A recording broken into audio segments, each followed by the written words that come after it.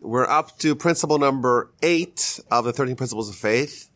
And I think this is the most important of all the discussions and all the principles that we have discussed hitherto, because principle number 8 is the idea of the divinity of the Torah. Who wrote the Torah? Who delivered to us the Torah? Where does the Torah come from? We believe that we have it from the Almighty. And I think that, of course, that's the central claim of our people and our religion, but it's also the backbone of everything that we have discussed up to this point and that we're going to discuss from here on out. In all the 13 principles of faith, the Rambam substantiates his argument or his claim or his position via verses in the Torah. So everything we learned about God, how do we know that? Well, because the Torah tells it to us. And thus, by proving the veracity of the Torah, by extension, we're going to know the truth of all the other principles of faith. So this is kind of the foundation of all the foundations, is the fact that we have a divine Torah.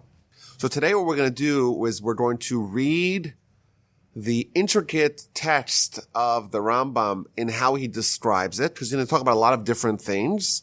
We're going to try to assemble that to try to really understand what he's saying as we begin this very important phase of our discovery, and that is the discussion of the divinity of the Torah. Okay, so let's begin with the Rambam. The Rambam begins, the 8th principle is that the Torah is min hashamayim, the Torah is from heaven, the Torah is divine. And that is that we believe that the Torah that we have, that was given to us via Moses, Moshe Rabbeinu of blessed memory, is entirely from the Almighty. The Almighty conveyed it to him, and he conveyed it to us. The Rambam continues by telling us that Moshe had no editorial oversight, he had no flexibility, he had no poetic license to add or to subtract or to embellish from his own thoughts, from his own perception. Rather, he simply conveyed the Torah, the written Torah, verbatim, and the oral Torah, the way he understood it, from God. Moses is akin to a sofer, a scribe, or a chronicler, or a stenographer in modern terms. Someone that you read to them and they write what they are told. And the Rambam breaks down the Torah, or the written Torah, into 2 components, namely the stories and the mitzvos. So Moshe has told the stories, he's told the mitzvos, and he writes them down. Continues the Rambam, and there is no difference between the verses. So he quotes some verses that we may think, oh, these are throwaway verses, right? For example, the verse tells us in the beginning of Genesis, the lineage of the sons of Noah. The sons of Ham, are Cush and Mitzrayim. We're like, well, that's a verse. It's important to know, but how important is it really? Or his wife was Mahatvael. Or Timnah, what was his mistress, was his concubine. Those are verses that we say, we would initially view them as being not so important. Says the Rambam, there's no difference between those verses and the verses, I am the Lord your God, the first of the 10 commandments, Shema Yisrael, of course, the declaration of the Jewish people. All of them have the same prominence because they're all from the Almighty to Moses to us, and they're all part of the Almighty's complete Torah, and they're all holy, and they're all pure, and they're all true. And therefore, like the Talmud tells us, it's a very problematic statement to say, well, this is really awesome Torah. This, I could do without. It's a little more cumbersome. It's a little bit more difficult to study. When we assign hierarchy in Torah, in Torah verses, it's a big problem because we may be running afoul with this principle that everything is from the Almighty. If everything's from the Almighty, everything's important, everything has value, everything's true, everything's part of this collective Torah, and therefore it's a problem to assign hierarchy. And the Rambam tells us something very surprising. The worst type of heretic, the worst type of non-believer is someone who says, well, this is divine, but not this. When someone says these verses or these stories, Moshe made them up himself. Behold, he's considered amongst our sages and our prophets, as a kofar, as a heretic, and as someone who's a magala panim, which means it's literally translated as he reveals a face, but it means that he says this is important, this is not important. And this is the worst of all the heretics, because he views the Torah as if it has the fruit and the shell, the fruit and the peel. There's parts of it that are valuable and parts of it are just there, for other purposes.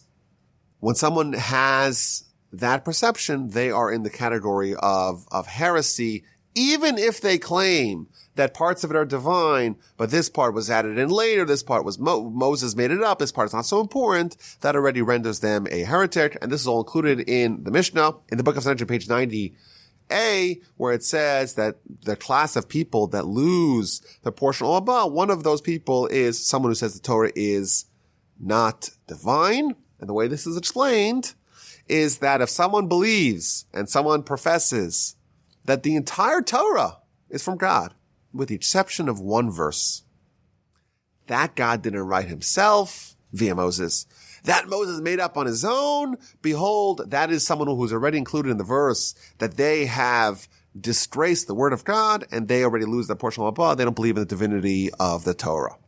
So this is the introduction, the idea of the Torah being divine. And as of now, we're talking about the written Torah, the 5 books of Moses, the 5,845 verses. Those 5 books, part of the Torah, written Torah, we got from Moses. He just transcribed, he wrote down what God told him, and every word and every verse is divine.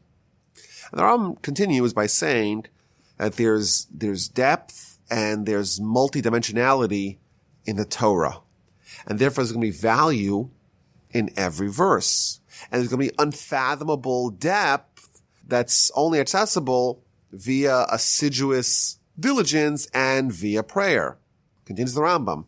Every word and every verse in the Torah, behold, it has wonders and wisdom to the people who understand it.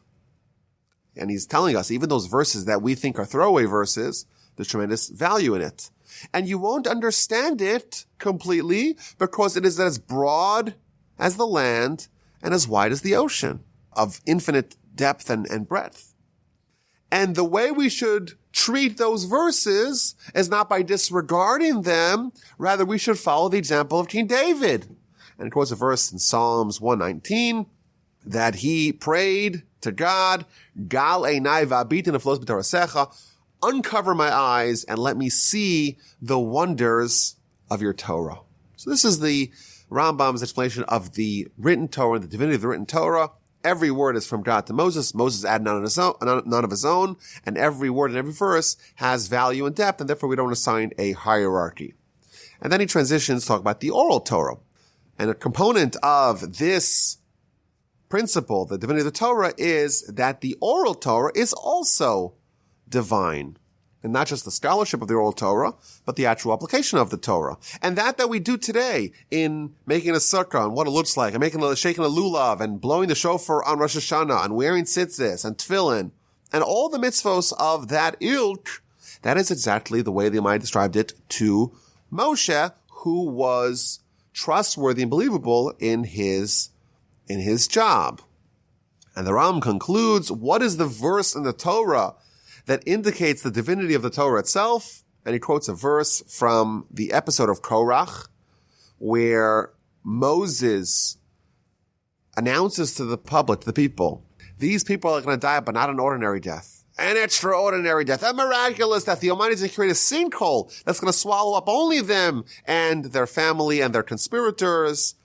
And Moses tells them, through this you shall know that the Almighty has sent me to do all these things. I didn't do it from my own conviction, from my own heart. He sent me, and that indeed proves that Moses was sent by God, and he is legit as someone who is going to convey to us the word of God. That's the text of the Rambam. Now, one of the obvious questions is, the Rambam himself told us that the divinity of the Torah is based upon the Sinai experience. And here he seems to be basing it on this verse in the story of Korach, that the sinkhole opened and Moses says, this was not me sending this was God. So that's a question we'll have to address hopefully in the future. Okay, so that's the text of the Rambam. Let's try to parse it out, see what he's telling us. And here I want to stress, this is the central element of the 13 principles. We're going to be spending hopefully a lot of time on this principle to understand it from every angle, understand what he's talking about. There's a lot to unpack. There's a lot of misconceptions to clear away, and we always do that at the beginning, and many critical concepts to understand. So let's begin. So I want to begin with the major misconception, the grandfather of the misconceptions, the mothership of the misconceptions, and then the minor misconception. The major misconception is one that those who question the divinity of the Torah focus on. And they ask the wrong questions, and the discussion is oriented around the wrong subject because they have a misconception of what is the claim. I've in the past looked at the Wikipedia article on higher Bible criticism, namely the scholarship questioning the authorship of the Torah. And I haven't looked at it recently, so I wonder if someone has actually edited Wikipedia to make it more accurate. But the first line was that it used to be the tradition was that the author of the Torah was Moses. And I'm like, wait a minute. That's not what we believe. We don't believe that Moses is the author. Moses is the one who wrote it down. But he's not the author. He's the scribe. He's the stenographer. He's the chronicler. He's writing it down, but the words originate from God. We believe God's the author. And thus it's an entirely different framing of the question. It's not like, did Moses write it, or did a bunch of other people write it? Did Ezra write it? Did Jeremiah write it? Did King Solomon write it? Did some other random redactor write it? That's a question that we would have, but that's not even our claim. Our claim is not that Moses is the author. Our claim is God is the author. Moses is the one who wrote it. That's the major misconception. But I think if we read the Rambam, what we see by reading it and ruminating on the various different things that he puts together here. He talks about the divinity of the written Torah. Every word has value. He talks about the oral Torah. And he talks about Moses' role or lack thereof. It seems like there's a lot of different moving parts to one idea. And what struck me, and maybe this is obvious to everyone else besides for me, what struck me is that there's a deep insight that the Rambam's telling us and the way it's being framed here. You know, people often frame the question, even if we dispense with the major misconception, people frame the question as follows. I think this is the incorrect way of framing it. We have a Torah. Who wrote it? Did God write it via Moses? Or did people, or one person, or Moses, or Ezra, or is it of human authorship? Or is it of godly, divine authorship? What I realize is there's a much deeper question at play. What is the nature of the corpus of Torah that we have? Our nation has maintained the bold and audacious claim that we have the Almighty's Torah. It's not like we have a book. Okay, here's a book. Who wrote it? It's a question of like the byline, who is the author of this book? It's a much deeper, more profound question. We're claiming that we don't have an ordinary book with a divine author. We claim that we have a divine book. The whole framing of the Torah from our perspective is that we're privy to an entirely different paradigm. We have a divine Torah, not just a book, a regular book, an ordinary book, with an extraordinary divine author. Everything about the Torah, from our perspective, is different than an ordinary book. So, for example, the Rambam hinted at this. We'll talk about this at more length with the Ramban. What's the timeline? When do we have the Torah? When was the Torah written?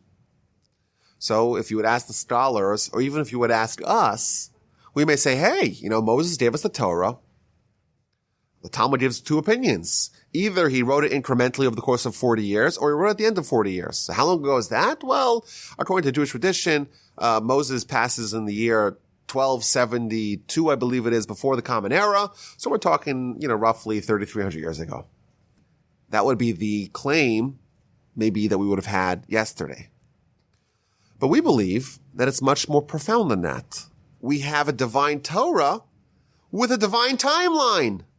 Says the Talmud, the Torah preceded the world by 974 generations. I think we mentioned that in the past. In addition, we have another very cryptic teaching in the Talmud. The Torah was always extant before God, but it was in a different format. It was black fire on top of white fire. Meaning that the Torah existed before the world was created in a different way, in a different format. Black fire on top of white fire. What that means, I don't know. Maybe we could try to understand that later. The Kabbalists tell us that the Almighty used the Torah as a blueprint for creating the world.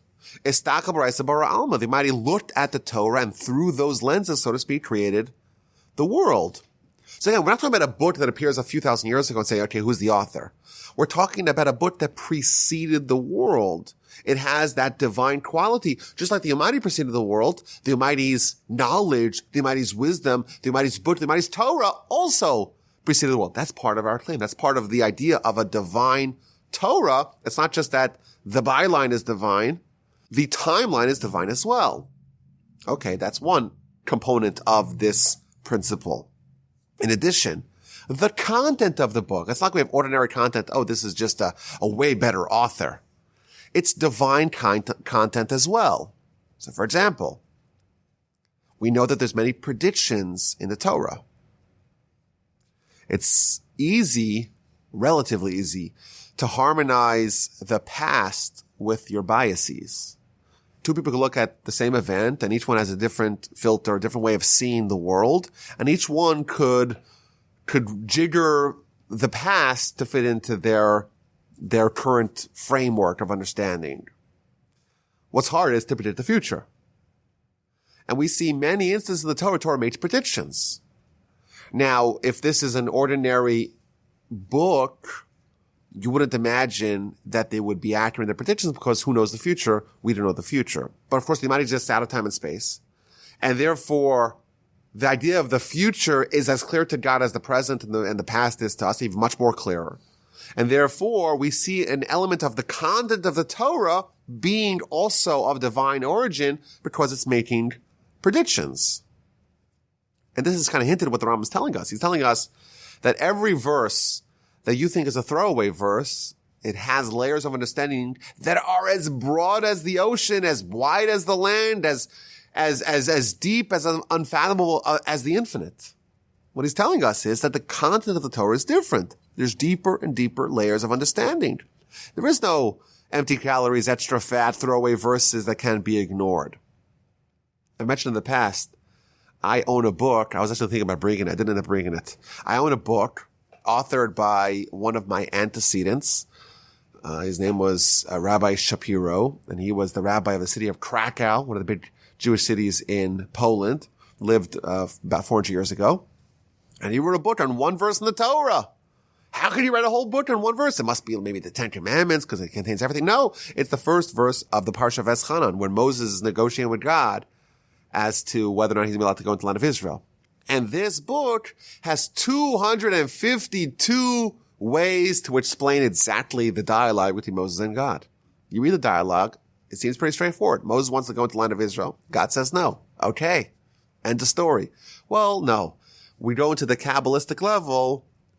We have a book that you could still buy today. I have a copy of it on my desk that talks about 252 different ways, and each one of them proven based upon all the sources as to what that conversation was. We know that the Gaon of Vilna had 2,260 different ways to explain another verse in the Torah, Alu Zeh B'Negev, talking about ascending Israel from the south. 2,260 different interpretations of that verse. The Talmud talks about the Torah being comparable to a stone that you shatter with a hammer. Just as when you shatter a stone with a hammer, there are shards and pieces that go in all kinds of different directions. So too, when you study Torah on a deep level, there's all different facets and elements of Torah that you are discovering. Again, the idea of many, maybe infinite layers of understanding, of insight baked into the Torah and divine content. The Talmud itself says that every verse in the Torah can be understood in a minimum of 70 different ways. 70 different facets of the Torah. We have a concept, and these are all, by the way, ideas that we're going to try to get into when we go into each subject on its own. The Talmud talks about the concept of Elu ve'elu divrei Elokim Chaim. These and these are the words of the living God. When it quotes two sages, each one of them being independently correct, but being mutually exclusive. This, to us, makes our brain into a pretzel, right? How is that possible? There's only one truth, right? There's only one truth, and he's saying X, and he's saying Y, and they're opposites, but they're both true, says the Talmud. What does that mean? It means that there's different layers.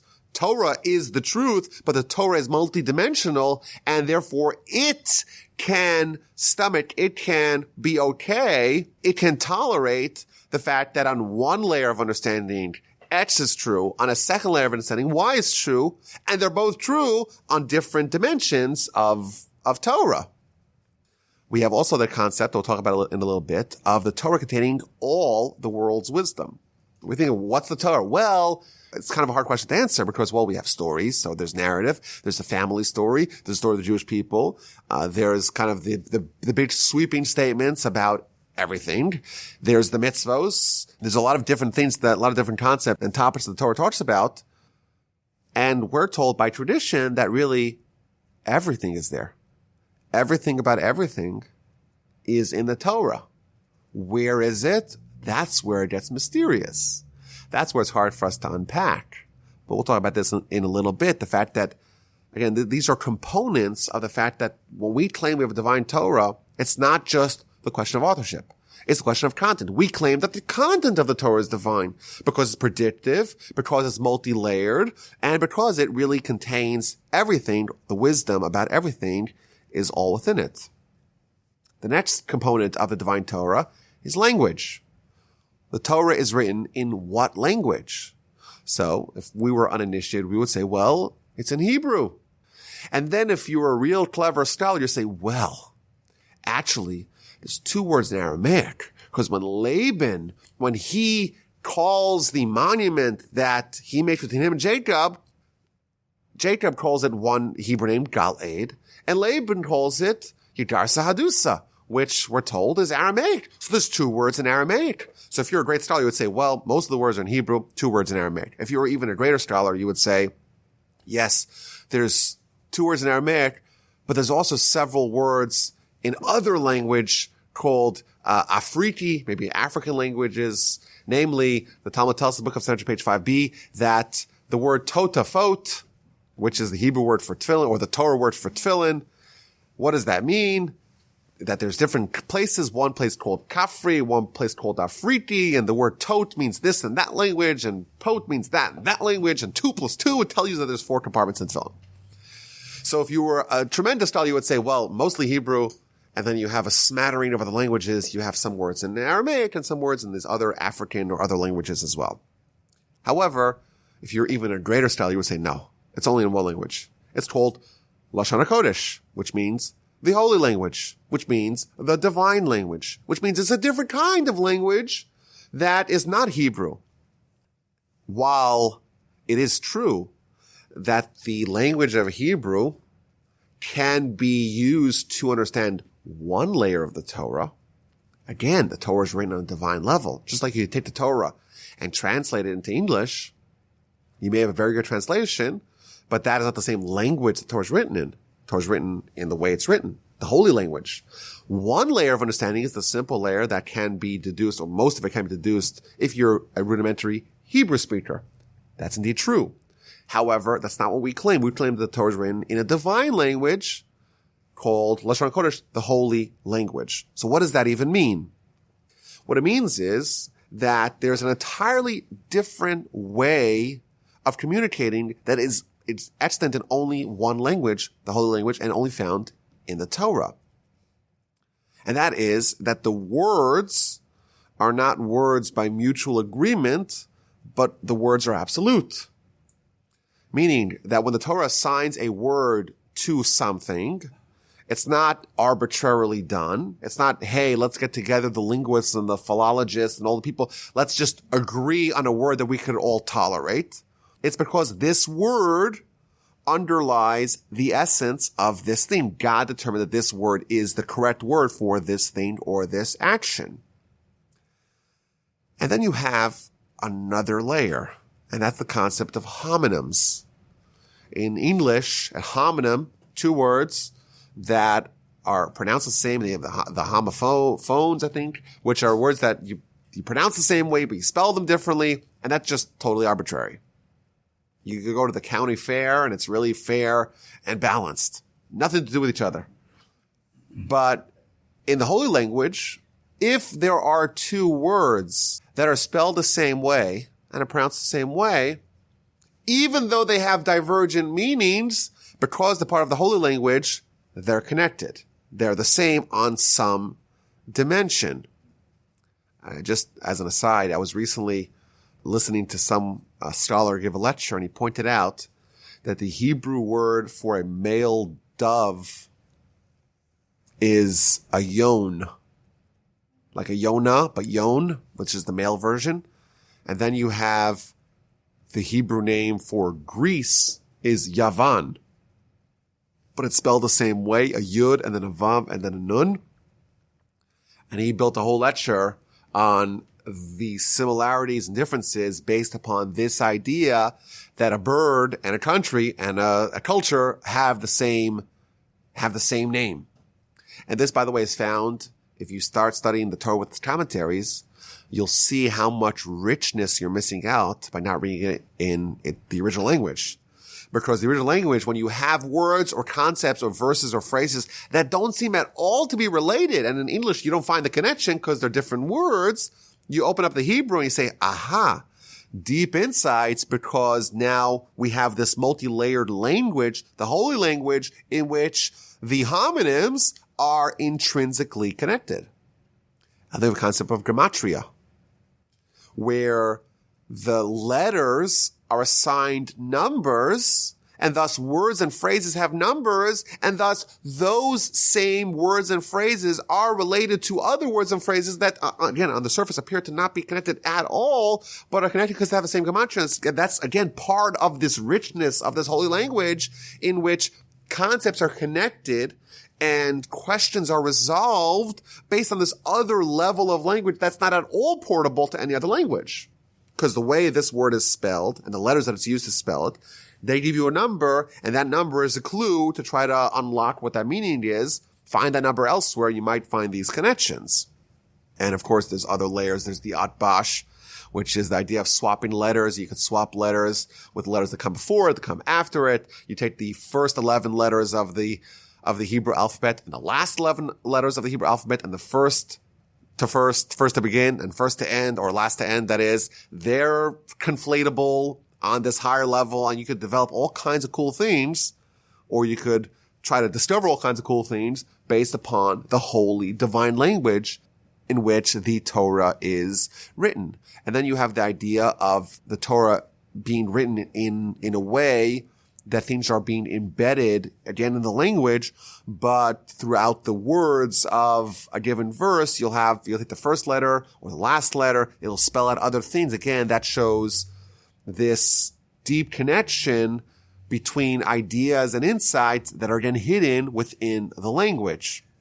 And then we have the idea that these letters are divine letters. These are the letters that God used to create the world. And thus, by the shapes of the letters, by the position of the letters, by the way they look, most of these are totally beyond us, right? We're struggling trying to stand on a very basic level, but we'll discover that there are many other deeper levels that are present in the language itself. So, for example, there is a very interesting teaching that the Talmud tells us in the book of Sota, page 36b, regarding Joseph and Pharaoh. Joseph, of course, is appointed viceroy of Egypt, and he has a working agreement with Pharaoh. Joseph is going to be in charge of all the affairs. Pharaoh is going to be the super boss atop of him. Now, the Talmud tells us that when Joseph was being vetted to be the king or the second in command, we had to inspect, or the Egyptians had to inspect, how well he speaks the languages. Because the rules of Egypt were that you had to be fluent in all the languages in order to be a good candidate to be a king. So the Talmud tells us that an angel came in the middle of the night and taught him all the languages. So in the morning, he was tested. Okay, start your Swahili, no problem. French, no problem. Italian, no problem. All of them, no problem. 70 languages. Joseph is fluent in all of them. Great. But then Joseph says, well, you forgot one language. What about the holy language? Pharaoh's like, what are you talking about? So Joseph starts speaking to him the holy language. And Pharaoh's like, I don't know that language. And then Pharaoh realizes, oh no, I got a problem. Because now there's a language that Joseph knows that I don't know. Thus, he's the legitimate king and I am disqualified. So Pharaoh says, listen, you have very damning information. Please promise me you won't divulge it. And Joseph promises, makes an oath, he won't divulge it. And indeed, Talmud tells us that when Joseph made an oath to his father that he's going to bury him in the land of Israel, he tells Pharaoh, I want to go bury my father because I made an oath to him. And Pharaoh says, you know what? If I tell him to transgress the oath he made to his father, he may come to transgress the oath that he made to me, that he's not going to reveal that I can't speak Lashon HaKodesh, the holy language. And therefore, I'm going to say, you know what? I'm not going to take any chances. Go bury Jacob in the land of Canaan because I'm scared that maybe you'll come to divulge the fact that I'm disqualified. You'll transgress the oath that you made to me if I force you to transgress the oath you made to your father. That's what the Talmud says. Now, there's the obvious question. You know, if you were to ask the following question, hey, is Pharaoh adept at languages? Well, you would have to say yes. After all, he is fluent. He has literacy in 70 languages. Amazing. He obviously has a knack for it. Very talented, very gifted, very capable. Now he discovers that there's a language he doesn't know. So what's the obvious solution? Not to hide it, not to have this liability to rely on Joseph's integrity to not reveal it. Doesn't it make sense that he should just learn the language? Wouldn't that be the easier solution? You know so many languages, obviously you have a knack for it. Just learn this language. So Talmud says he tried to learn it. Couldn't do it. Now, that's a problem. If the Lashon HaKodesh, if the holy language is just Hebrew, every Jew who makes Aliyah goes to Israel. In 3 months, they spend 3 months in Ulpan. And even if they don't have a knack for languages, they can pick up a rudimentary Hebrew. Why did Pharaoh have such a hard time picking up Hebrew? The answer, I'm sure everyone already knows, is because the language that was being discussed is not the language of Hebrew. It's the divine language, the language that the Torah was written in. And that language is multi-layered. That language is, I could say X, and on the surface it's X, but the subtext is Y. You know, the example that we could give is with Joseph himself. And again, you would read the Torah, and if you would read it critically, you'd have the question, and you wouldn't have the answer unless you look at Rashi.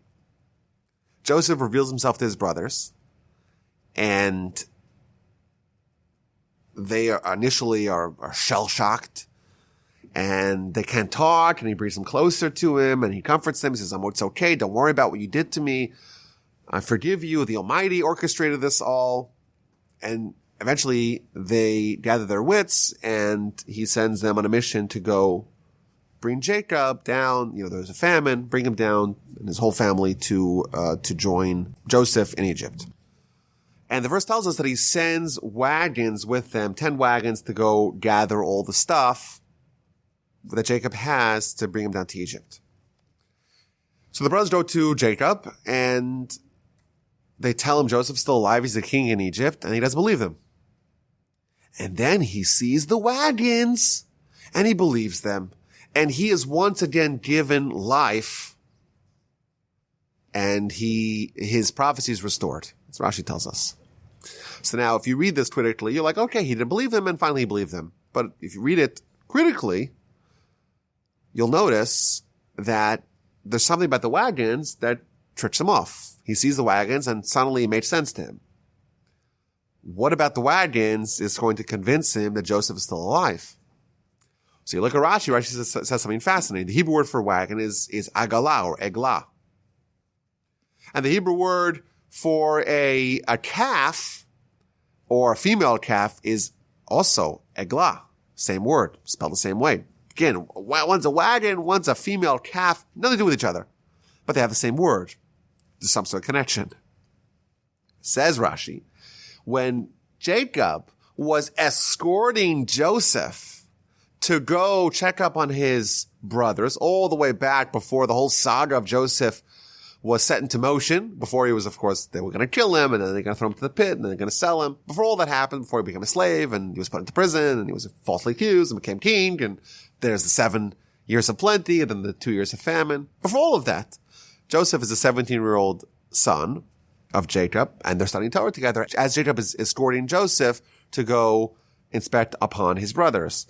Which subject are they discussing? They're discussing the subject of the Egla Arufa, which is a law that states that in the event of a corpse being discovered, and we don't know how the corpse died, we have to calculate which city is closest to the corpse, and that city is essentially responsible, and the way they solve it is by taking the Egla, this calf, and chopping off its neck.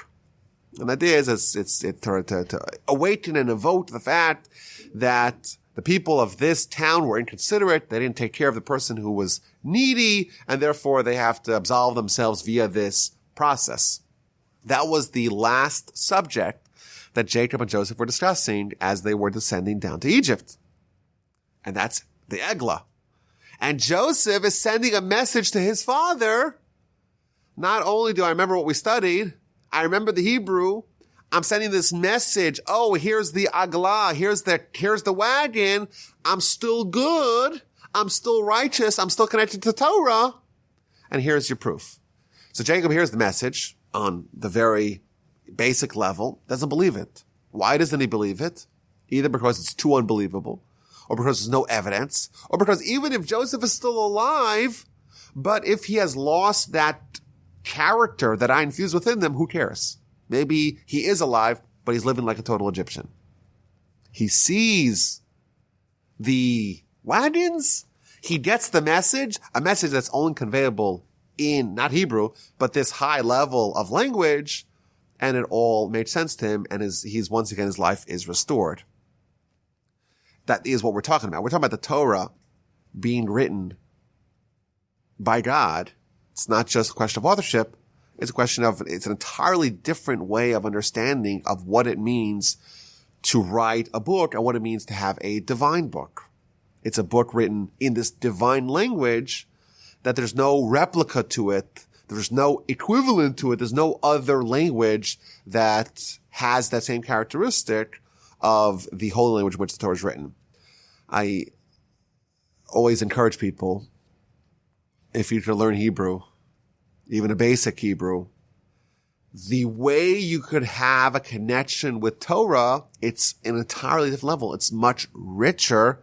It's much more profound. It's much deeper because you're able to pick up on all these insights. I mentioned in the past how, I don't remember if it was here or some other podcast or some other discussion that we had, but how words in Hebrew, the actual word themselves, and in totally unrelated or seemingly totally unrelated word, they share the same root that provides a connection. Now, there's a major discussion amongst the various linguists or Hebrew linguists as to the roots of words. Are they 3-letter roots or are they even 2-letter roots? Meaning the word linagain, which means to make music, and the word nogeya, which means to touch, they're only connected with 2 letters. But can we say that music can be touching? And all the words that have these 2 letters are in some way part of the same class of words? That's there is the camp that argues that even 2 letters are enough to provide a certain basis of understanding, of correlation between sets of words. Others say, no, it's got to be a 3-letter minimum. But again, you open up Rashi, and I would even say you open up the Baal HaTurim. Baal HaTurim is a commentary on the Torah written by one of the great halachists of all time. It's written by Rabbi Jacob, the son of Rabbi Asher. And those names might not mean so much, but Rabbi Asher was one of the greatest Ashkenazic halakhic authorities of all time. And he wrote, if you open up any book of Talmud, you go to the back, you have the commentary of the Rosh. Rosh is an acronym from Rabbi Usher. And that is one of the authoritative commentaries of halacha based upon the Talmud. When you have a whole long discussion in the Talmud, a whole dialogue in the Talmud, you have the Rosh who gives you the bottom line and maybe gives you some other applications of that. And when Rabbi Joseph Caro was constructing his monumental authoritative Shulchan Aruch, how do you decide if you have a motley mix of commentaries on a given teaching in the Talmud?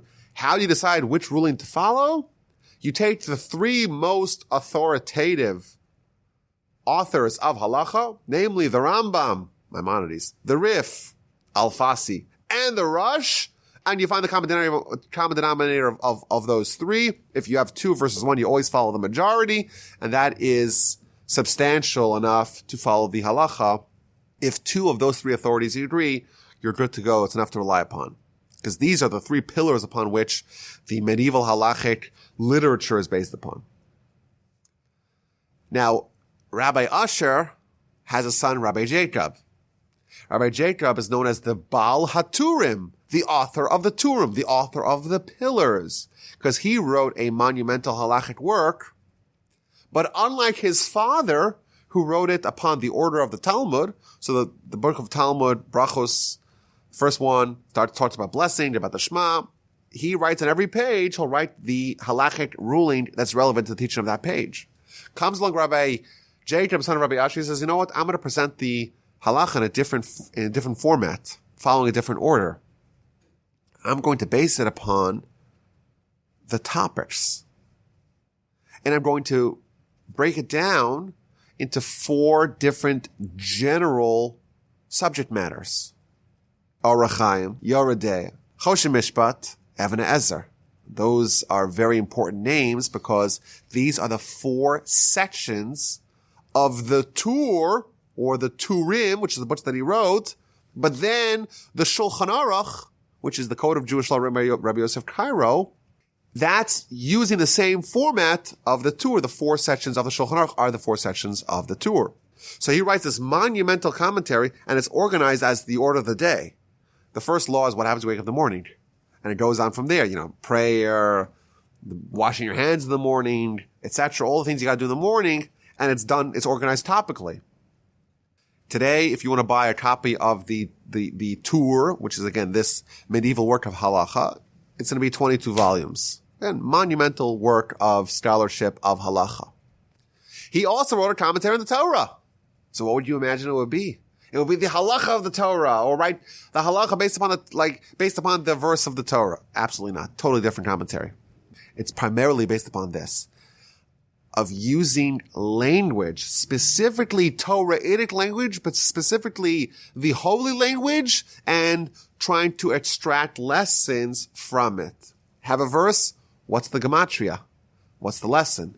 And very frequently he'll do something which is so mind-blowing if you don't see it in every verse. If you just saw it once, you'd be like, oh my goodness, that's genius. And then you see it thousands of times. It's like, you almost become numb to how incredible what it is that you're reading here. He'll take a verse in the Torah, and he'll take the Talmud, the way the Talmud uses that verse. And he will show you, based upon all these components of holy language, he'll tell you how there is a connection in using this holy language between the words of the Torah and the corresponding words of the Talmud. And this happens dozens, maybe scores, maybe hundreds of times. He'll say, okay, we have a phrase in the Torah. We have a phrase in the Talmud. Calculate the numerical values, identical. Or take a word in the Torah and say, okay, what are the letters of the words and what's it spelling out? If you take each one of those letters of the words, that's the first letter of a phrase, of each successive words in a phrase. Or he'll say this, the first letter of this word and the first letter of that word, etc. It's spelling out something. He's going to give you a commentary of the Torah based upon this understanding of divine language. Again, this is tremendously expanding and broadening what we mean when we mean divine Torah. Not just who's the author, Is it God or is it man or is it Moses or is it some consortium of writers? It's a much more fundamental subject. What does it mean to have a divine Torah? Divine content, divine language, divine timeline. And then we get to the question of divine format, divine style. The Torah is conveyed to us in a totally revolutionary, unique way. We have a written Torah and an oral Torah, and they're both part of the same principle. And they're two halves of one whole. When we say Torah, we mean both. It's an unusual format. We don't have any parallel to that we have a written corpus, an oral corpus that have to be taken together. Now, we're going to get into the very fascinating and intricate details of why that was done and how that was done and the reasons for that, etc. But just, again, by way of introduction, what we're told is that these two are mirror images of each other. Meaning, every word in the Torah, the written Torah that is, has oral Torah insights and lessons that are related to those words in the written Torah. Moreover, every law and insight in the oral Torah can find its roots in the written Torah. But if you take these two and you try to compare them, unless you know how they connect, it won't make any sense to you at all. And the basic of those connections is what's called the 13 methods of derivation, which means that if you take the written Torah and you take these 13 principles, which are 13 different rules of how you extract the oral Torah out of the written Torah, you should be able to get to most of oral Torah. Or, not most, I would say a lot. A large component of oral Torah can be deduced manually via the 13 methods of derivation. Now, I'm saying a lot here, and we'll hopefully go through it in much more granular detail as we go through these subjects. But what we'll find here is something very fascinating. We'll find the written Torah, which is frequently written in a laconic or obtuse or what we would say an artful way. And then you get to the Talmud, it's the oral Torah. And we have to ask the question, well, if it's oral Torah, how can we have a book called the Book of Oral Torah? Shouldn't it be oral? Separate question. We'll talk about that at great length. And we'll get to the oral Torah, we'll get to the Talmud, and the Talmud will say how the only way it could have conveyed its meaning was to deliberately use this obtuse, this laconic, or this inartful way, only because it was precisely written in that fashion. Only that way can you, using again the 13 methods of derivation, get to the oral Torah. But what we'll discover, even on a deeper level, is the fact that we have two coexisting concurrent Torahs, written Torah, oral Torah, that are, for the large part, identical, but are entirely different ways of revelation. The written Torah is the enigma that can only be unlocked with the oral Torah. The oral Torah is the clarity that can only be substantiated by the written Torah, and thus these two together create the divine format of conveying Torah to humanity. And this can be even discovered by opening up any book of Talmud. And again, the idea that you read the Torah and you know what it means, it's like you open the Talmud, you're like, oh, of course there's no way I could have figured that out on my own because it's so deeply embedded in it. My favorite example I always like to use of this is how, there's two examples, how the Torah in, I think it's chapter 25 of Deuteronomy, talks about getting married. How does marriage happen? Well, there's a whole book in Talmud, how does marriage happen? And one way is by the presentation of the ring, so we still have today. Well, how do we know that you use the ring, money, or a monetary equivalent to facilitate a marital union. So the Talmud tells us, well, in the book of Deuteronomy, it uses one word to describe marriage. Ki yikach ish isha. And then in the book of Genesis, it's talking about a transaction, a monetary transaction, and it talks about Abraham buying a field and a cave from Ephron for 400 silver coins. And he used the same word. Nasati kach mimeni. Says the Talmud. Aha. We have the same word in Genesis as we have in Deuteronomy. They're both describing transactions, but in one of them we're told that the transaction is facilitated via money. So that's the source that the marital transaction is also facilitated via money. Again, if you didn't have the oral Torah, you wouldn't be able to unpack it. But what we actually discover, and I'm going to say this quickly and we'll explain it, we'll elaborate in a future date, please God. We actually had those things together. The way the Talmud is presented is you've written Torah, let's try to deduce the oral Torah from it. We have a question of marriage. How does marriage happen? Oh, we have the word kach. Let's try to find another place where it says the word kach in the Torah and see what it means. That's not how it worked. The way it worked is like this. We have the written Torah. We have the oral Torah. We're given them together, simultaneously. In fact, most of the oral Torah came to us before the written Torah was given to us. But the way it's presented in the Talmud is vice versa. We have the written Torah, we're deducing from there. And therefore, Moses tells us, you want to get married, you have to use a monetary, or one of the options is you have to use a monetary conference from the husband to the wife. That gets embedded into the written Torah. We're told the law, and we're also told where it's hinted, or where it's written explicitly, but it will be hinted to us in the written Torah. And thus we have perfect matches of each other, written in different formats, and each one is a check onto the other, and thus we can have the same Torah that Moses got from God. We can have it today. And that's part of the claim, and it's going to be a component of it, the fact that, like he said, the same tefillin that we have. How do we know it's the same tefillin? The same is the same shofar, the same. How do we know? Part of it is because we got a divine Torah, and the divine Torah is given in a way that it's almost idiot-proof.